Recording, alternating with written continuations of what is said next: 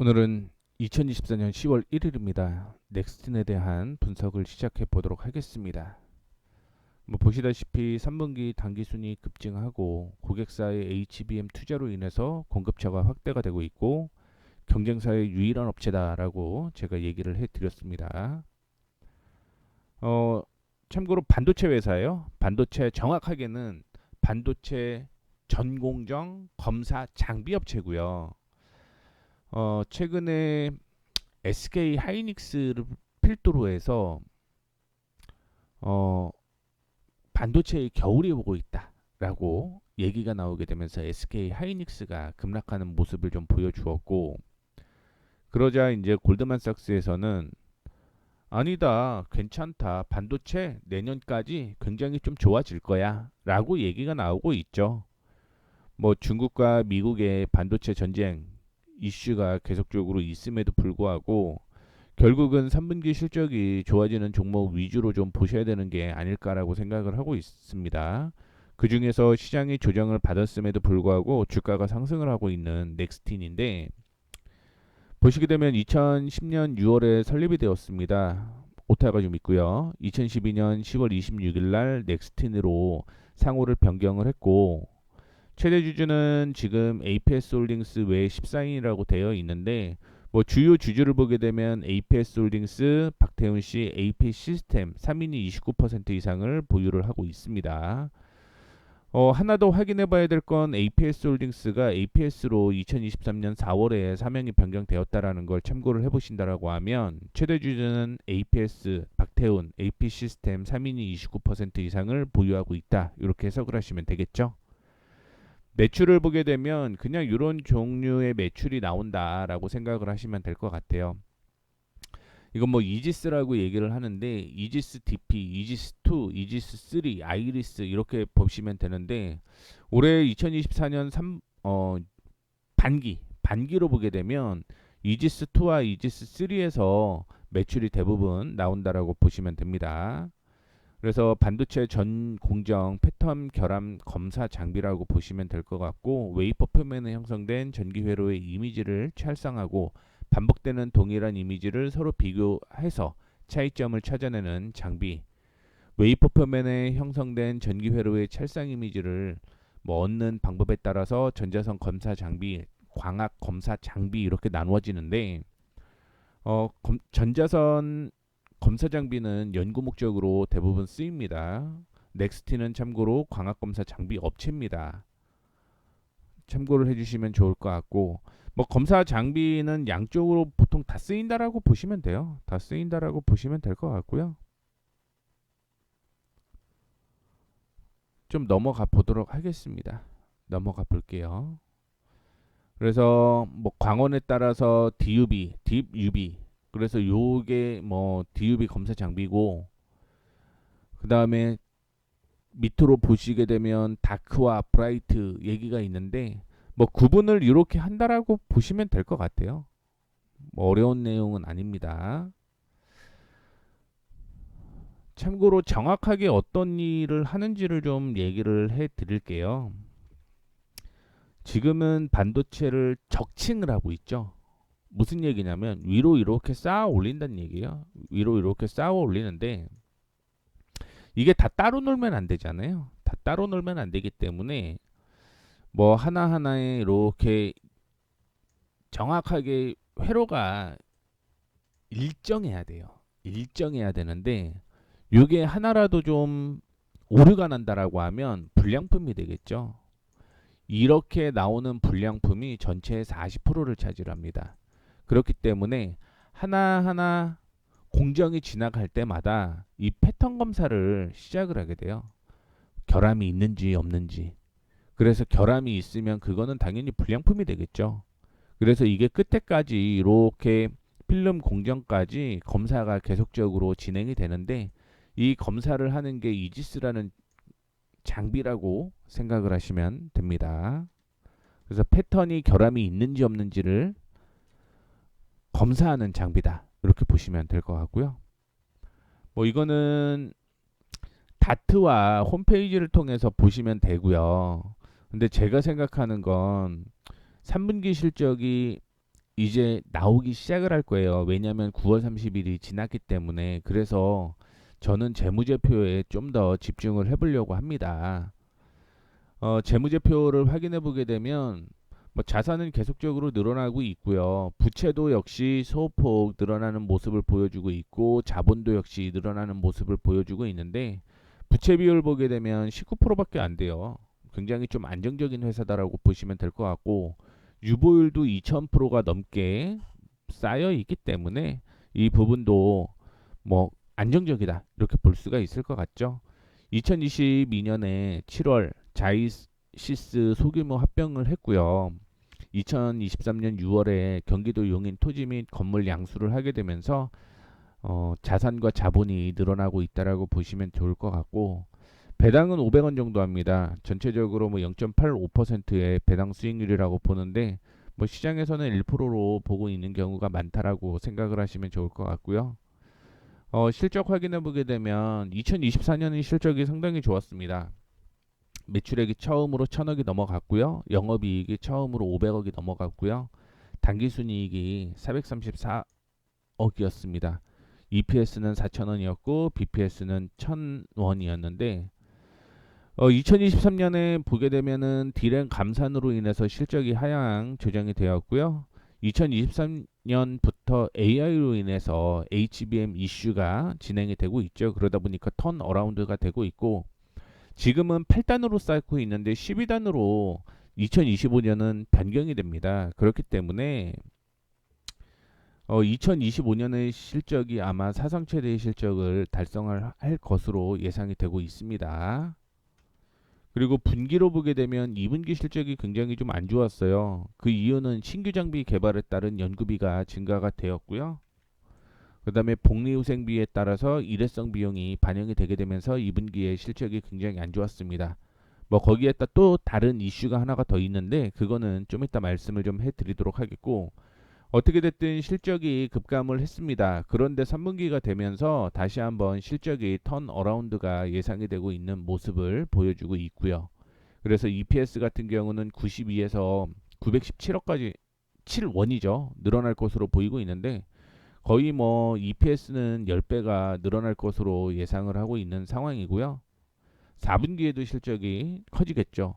다만 3분기의 실적이 이렇게 커지기 때문에 실적 때까지는 급등이 나올 가능성이 있다. 이렇게 해석을 하시면 조금 더 좋겠습니다.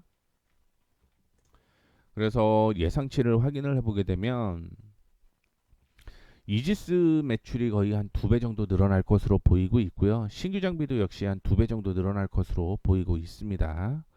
영업이익은 뭐 수치가 별도로 돼서 그런 건지는 모르겠지만 위에 있는 것도 실질적으로 나온 수치이기 때문에 이게 좀 더 옳은 방향이다라고 보시면 좋을 것 같고요.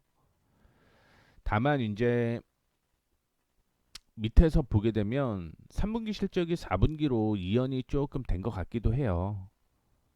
그래서 2분기 순이익 기준으로 보게 되면 14억에서 95억으로 한 650% 정도 늘어날 가능성이 있다라고 보고 있고 조금 다르긴 합니다. 수치가 조금 다르긴 한데 뭐 결국은 단기 순이익으로 보면 크게 다르지는 않죠. 크게 다르지는 않습니다. 다만 이제 단기 순이익이 2분기에 좀 다르다라는 거 참고를 해주시면 좋을 것 같고요. 리포트 확인해 보게 되면 제가 신한금융투자에서 확인을 해본 내용인데 중국 메모리 생산업체의 CXMT의 공격적인 캐파 증설로 인해서 중국향 매출이 크게 늘어났고요. 2022년 H2H죠. 이건 하반기예요. 근데 2022년 하반기에 전공정 신규 장비 수요가 낮았는데 2025년부터는 생산업체의 캐파가 부족이 전망이 되고 있다라고 얘기를 하고 있죠. 그렇기 때문에 2024년 하반기 전공비 장비 발주를 시작할 것으로 예상이 되고 있고 빠르면 연내에 매출도 인식이 될 가능성이 높다 이렇게 보고 있습니다. 그리고 신규 크로키 장비의 데모 테스트 검증이 일부 지연이 되어 있는데 지금 보시게 되면 크로키 장비의 필요성이 높을 것으로 전망이 되고 있기 때문에 아마 이 부분이 올해 매출이 인식이 될 가능성이 있다라고 보시면 좋을 것 같습니다. 그리고 테스트가 완료가 되게 되면 2025년부터 장비 공급이 본격화될 것으로 보이고 있는데 뭐 계약금 정도가 올해 정도에 포함이 된다라는 내용인 거고요. 이 최대 주주에 대한 내용은 아래에 있어요. 아래에 있는데 원래 6월 21일 날 KCGI 대상으로 74,000 주당 74,525원에 원래 매각을 하기로 했었는데 주가가 하락을 하다 보니까 7월 30일 날 주당 7만 원으로 하향 조정이 됐습니다. 그런데 7월 말에 그러니까 8월 달로 알고 있는데 오타가 좀 있네요, 이거는. 최대 주주 변경을 수반하는 양수도 계약 해제가 취소가 되었어요. 이거 날짜가 좀 다릅니다.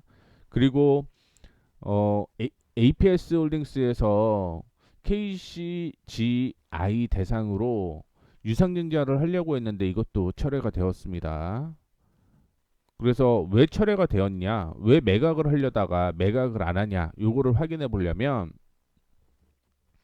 3분기에 신규 수주가 늘어나고 있어요. 그렇기 때문에 신규 수주가 늘어나게 되면 돈이 쌓이잖아요. 그래서 뭐 필요한 돈이 그렇게 필요가 없어진 거죠. 어차피 외부에서 수혈해 올 만한 그런 이유가 좀 없어졌다라고 생각을 하시면 좋을 것 같고, 위에 거 보게 되면 최근에 나왔던 내용이었는데 9월 달에 나온 내용이었어요.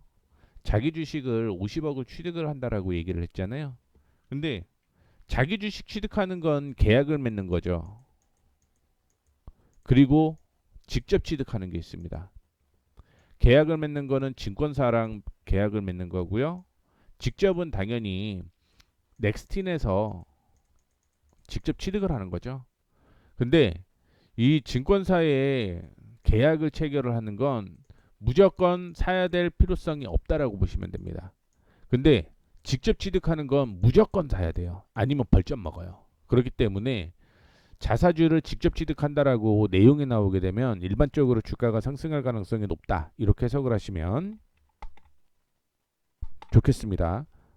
즉 주가의 상승의 원동력 중에 하나가 된다라고 보시면 될 것 같아요. 그리고 두 번째 확인을 해보게 되면 넥스틴의 주력 장비가 다크필드의 경우에요. KLA라는 회사가 경쟁사인데요. 점유율이 원래 100%를 갖고 있는데 작년에 한 5%에서 올해까지 한 10% 정도를 시장 점유율을 넥스틴이 끌어왔습니다. 그리고 경쟁사인 히타치가 있었는데 장비가 뭐 저가향이라는 거겠죠. 뭐 낮은 그 기술력을 요구하는 장비 중심이라는 것을 감안을 하게 되면 뭐 유일하게 경쟁 기업이었던 켈 A의 90%를 지분 시장 점유율을 뺏어올 수 있는 건 넥스틴이 유일하다라는 거예요. 뭐 독과점이라고 볼 수가 있겠죠. 그래서 잠깐만 위로 가서 확인을 해보게 되면 이게 이제 그 가격이죠. 가격인데 뭐 로우 엔드급이니까 저가형 뭐 낮은 등급 이렇게 가격을 측정을 해보게 되면 가격 차이가 상당히 좀 있습니다. 상당히 좀 있어요. 이 중간에 넥스틴이 있는 거예요. 그래서 가성비가 좋다라는 내용이 있습니다.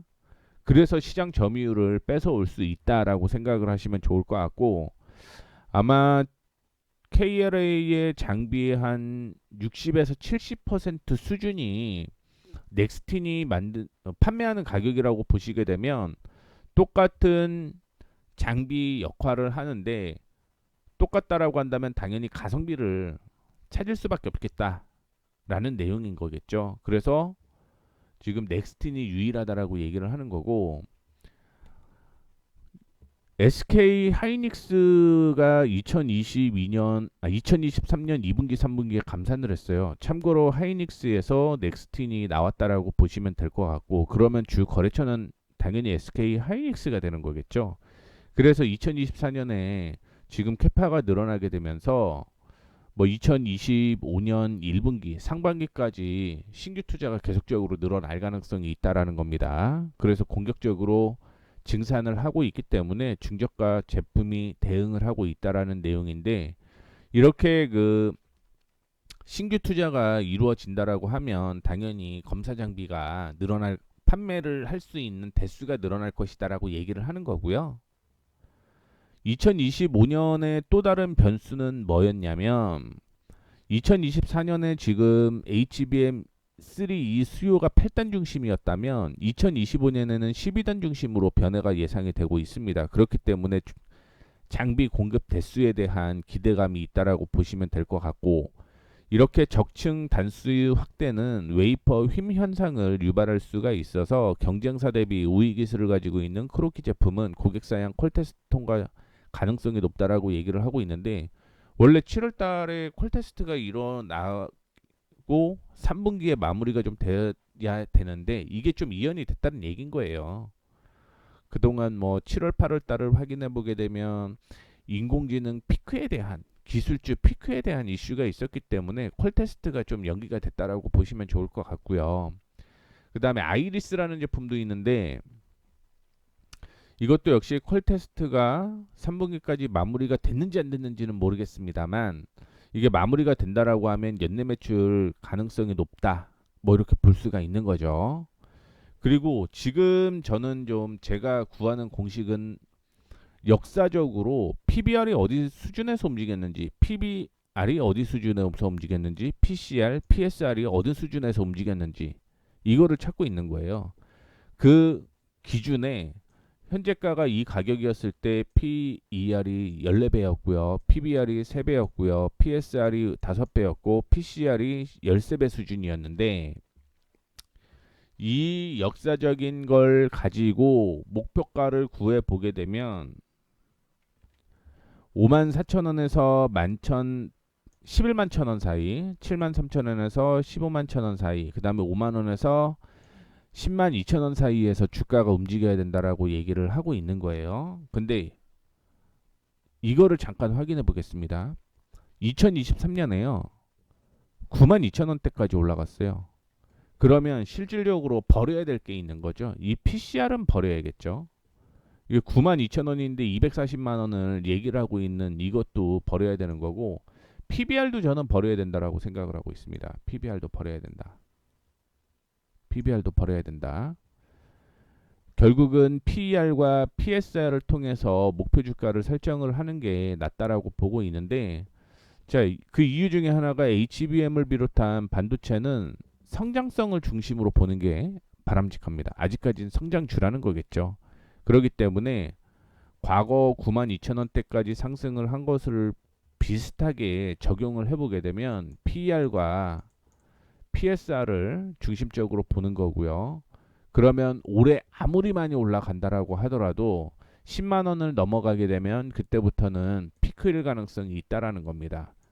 그래서 지금 기준으로 보게 되면 10만 원이 아니라 절반 수준이죠. 그렇기 때문에 아직은 낮은 수준이라고 볼 수 있는 거고, 2025년에는 뭐 사상 최대의 실적이 달성이 예상이 되고 있죠. 그렇기 때문에 2025년을 적용을 하게 되면 현재 수준은 진짜 낮은 가격이다, 이렇게 해석을 하시면 됩니다. 그리고 차트는 이걸 통해서 한번 확인을 해보도록 하겠습니다. 주가가 박스권으로 움직여요. 상장이 된 후 주가가 박스권으로 움직였었고요. 92,000원대는 사실은 조금 오버였었다라는 거죠. 왜냐하면 2022년이 사상 최대 실적이었고 2023년이 실적이 좀 줄어들고 2024년이 실적이 턴어라운드가 되는 그런 모습을 좀 보여주고 있는데, 그런 기준으로 본다라고 하면 올해 사실은 요거는 시장이 전체적으로 다 올라가면서 적용이 됐다라고 보고 있고, 2022년에 최고가가 76,000원대였죠. 76,000원에서 77,000원이었는데 사실은 이것보다는 주가가 올해 실적이 낮잖아요. 실적이 낮기 때문에 지금은 보수적으로 보는 게 맞다라고 보고 있고, 보수적으로 본다라고 하면 62,000원에서 65,000원 사이까지는 주가가 움직이는 게 안전하게 볼 수 있는 가격이 아닐까 생각을 하고 있습니다. 자, 그리고 아이고, 좀 디테일하게 한번 볼게요. 65,000원이라고 얘기를 하는 거는 2022년, 2023년 보게 되면 요 가격에서는 저항이었죠. 저항이었고 지지였고 저항이었고 지지였고 저항이었고 지지였고 이런 흐름이었죠. 그럼 여기는 강한 저항이 될 가능성이 있다라고 보시면 됩니다. 여기는 주가는 박스권으로 움직이고 있다라고 생각을 하시면 될 것 같고요. 그런데 지금 이거는 3분할을 얘기를 해드리고 있어요. 3분할. 첫 번째는 뭐냐면 여기를 돌파를 하게 되면 여기 이 가격을 돌파를 하게 되면 어떤 흐름이냐? 주가가 하락을 하다가 반등이 나오고 하락을 하다가 반등이 나오고 하락을 하다가 반등이 나오고 하락을 하다가 이제 올라가기 시작을 하는 거죠. 그리고 이 가격을 본격적으로 돌파를 하게 되면 이제 추세가 상승 전환이 되는 그런 모습을 보여주고 있기 때문에 이 가격을 돌파를 할 때 첫 번째 매수 타이밍이라고 보시면 좋을 것 같고요. 근데 주가가 무조건 올라간다라고 볼 수는 없는 거잖아요. 그렇기 때문에 첫 번째 매수가는 이 가격으로 보시면 될 것 같고 그 중간에 지지와 저항이 공존했던 가격을 확인을 해보게 되면 이 가격이 보입니다. 이 가격 5만원 전후. 그래서 5만원 전후가 두 번째 매수 타이밍이 되는 거고요. 세 번째는 이전에 지지와 저항이 공존했던 가격이 45,000원 부근이었습니다. 그래서 이거는 조금 어차피 실적 대비해서 저평가가 되고 있는데 주가가 올라가게 되면서 이 가격을 돌파를 하게 되면 어쩔 수가 없습니다만 만약에 조정을 하게 되면 5만원 부근에서 매수 45,000원 부근에서 추가 매수해서 끌고 가자. 단 손절가는 이 가격을 잡자. 이렇게 얘기를 좀 해드리도록 하겠습니다. 그래서 뭐 중장기적으로 본다라고 하면 당연히 이전의 고점이었던 83,000원을 돌파할 가능성이 있고요. 그 다음에 2025년에 실적까지 다 적용이 된다라고 하면 10만원 가까이는 저는 올라갈 거라고 보고는 있습니다만 올해 기준으로 그냥 가장 안정적으로 올라갈 수 있는 가격은 75,000원대까지라고 보고 있는 거고요. 아래 거는 이제 뭐 일봉상으로 지금 얘기를 해드린 건데 말씀드렸던 대로 2분할 3분할 기준으로 매매를 하는 게 바람직해 보인다. 1차적인 목표는 53,400원에서 55,300원 사이가 맞고요. 조정을 받게 되면 5만원 전후, 2차, 3차는 45,300원 전후로 매수를 하는 게 좋겠다. 그리고 45,500원을 이탈을 하게 되면 하락 추세로 다시 전환되는 거기 때문에 손절가를 45,500원으로 잡고 대응을 하면 된다. 아마 손절가 10% 가까이 나올 가능성이 있습니다. 다만 이제 단기적인 목표가는 6만 원에서 6만 2천 원대까지 본다라고 얘기를 했는데 이거는 보수적인 거고요. 한 6만 5천 원대까지 보셔도 무난하다라는 거 말씀을 좀 드리도록 하겠습니다. 자, 이렇게 해서 시장이 뭐 어떻게 될지는 모르겠어요. 어떻게 될지는 모르겠는데 일단은 3분기 실적 기준으로 보게 되면 당기 순이익과 뭐 영업이익, EPS, 주당 순이익이 급등할 만한 종목이 넥스틴이기 때문에 넥스틴에 관심을 좀 가져보자라는 말씀 드리는 거고요. 이 종목 안에서 아마 제가 굉장히 목표가를 좀 보수적으로 잡는데 2025년까지 뭐 끌고 가도 되는 종목이라고 보고는 있는데 뭐 그냥 끌고 가고 올라갔다 떨어졌다라고 하면 뭐 보기에 수익이 났다가 좀 줄어들었다 이런 내용이 있을 거잖아요. 그렇기 때문에 일단 단기적으로 보고 만약에 이 가격이 6만 원에서 7만 원 사이까지 오게 되면 제가 그 다음에 AS 하는 방향으로 좀 진행을 해 보도록 할 테니까 넥스틴 관심을 좀 가져 보셔도 괜찮을 것 같은 종목이라서 말씀을 좀 해 드렸습니다. 자, 이렇게 해서 오늘 넥스틴에 대한 종목 분석 마감을 하도록 하겠습니다. 모두 고생 많으셨습니다.